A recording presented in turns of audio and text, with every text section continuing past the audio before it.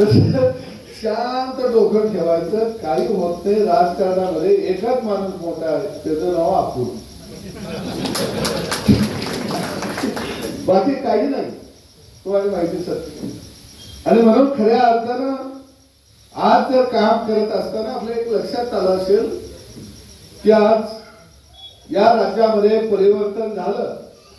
खऱ्या अर्थानं सत्ता ही महायुतीची आलेली होती, पण शरद पवार साहेब त्या महाराष्ट्रातला राजकारणातला शकुनी मामा, त्याला बरोबर शकुनी मामाने डाव टाकलं आणि आलेलं राज्य, जनतेने निवडून दिलेलं राज्य हिरावून घेतलं.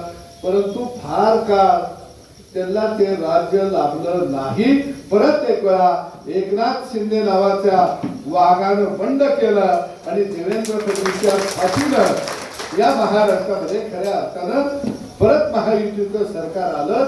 आणि म्हणून मी म्हटलं तर की एकनाथ शिंदे हा कर्ण आहे आणि अर्जुनाची भूमिका या महाराष्ट्राच्या राजकारणामध्ये कोण बजवत असेल तर त्याचं नाव देवेंद्र फडणवीस आहे. एकनाथ शिंदे साहेबांच्याकडे जावा, खरंच तो माणूस कुणाचाच वटा मोकळा ठेवत नाही, महागल त्याला दान देतो. आणि हे राज्य कसं चालवायचं याचा दूरदृष्टीपणा जर कुणाकडे असेल तर त्याचं नाव आहे देवेंद्र फडणवीस. आणि म्हणून त्या आपल्याला त्रास आहे. देवेंद्र फडणवीस या माणसाला किती त्रास असेल.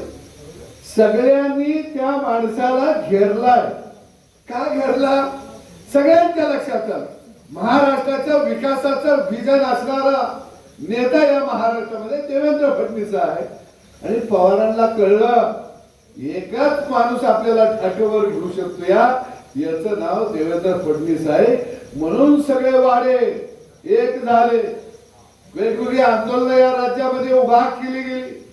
अरे मराठा समाज आरक्षण मागतोय 1982 सालापासून. कैलासवासी अण्णासाहेब पाटलांनी आत्महत्या केली. मराठ्याचे अनेक मुख्यमंत्री या महाराष्ट्रामध्ये झाले, पण कुणीही मराठा समाजाला आरक्षण दिलं नाही. 2019 साली पहिलं आरक्षण मराठा समाजाला जर कुणी दिलं असेल तर त्याचं नाव आहे देवेंद्र फडणवीस. त्यांनी सारथी नावाची संस्था दिली. अनेक मुलांना एमपीसी मध्ये, यूपीसी मध्ये पीएचडी करायला, बाहेर शिक्षणाला सारथी मधून अनेक विद्यार्थ्यांना मदत झाली. ते आरक्षण घालवलं, पवारांनी घालवलं, उद्धव ठाकरेंनी घालवलं. पण या महाराष्ट्रामध्ये त्यांच्यावर टीका झाल्या नाही. टीका कुणावर झाल्या?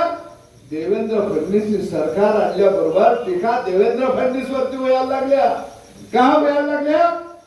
तर या महाराष्ट्राच्या राजकारणामध्ये प्रस्थापितांची सत्ता आणि तात्या तुम्ही म्हणता ते वाडे उद्ध्वस्त करण्याचं जर काम कुणी केलं असेल तर त्याचं नाव आहे देवेंद्र फडणवीस. ते तुमच्यातला वाडा त्यातला एक बारकास आहे, एवढा.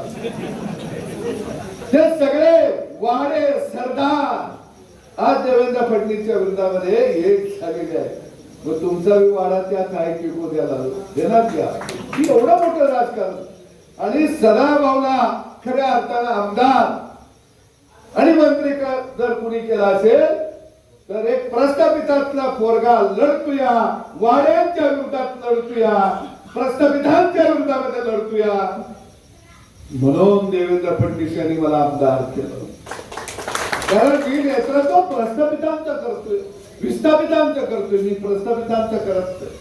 ही लढाई वाडा विरुद्ध गावगाडाची आहे, ही वाड्याच्या विरोधात लढाई आहे. तुम्ही जे आता मागायचं म्हणताय हे आम्ही तात्या गेली 30 वर्ष म्हणतोय वाडा विरुद्ध गावगाडा. आता तुम्हाला कळलं वाड्याचा सासरवस किती आहे. बरोबर आहे का?